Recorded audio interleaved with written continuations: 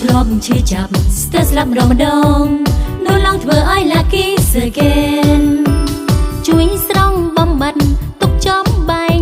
អួនណែនព្រួងមនុស្សទូរយួងលងអាមកព្រោះតែចិនដាច់មេងខ្ចីមុំសំដីច្រើនប្រែស្រីឲ្យជ្រុលជ្រួងខ្មៅជាសស្រង់ល្អបែកខ្លួនក្រំខំស្រឡាំងបំណងតែបានជួបរងនិមលមកជួយខ្វាយខ្វល់គុណយល់ឲ្យភាសាមកឲ្យស្បើយដំបែទ្រូរូងឈឺរាល់ថ្ងៃមានបងប្រភេទក៏ក្តៅ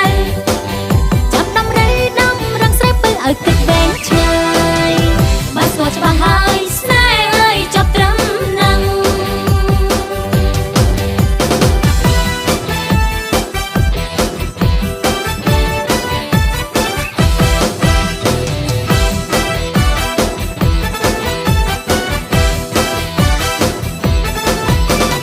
បាញ់ឈប់ចិត្តស្នេហ៍ត្រឹមតែឈរវី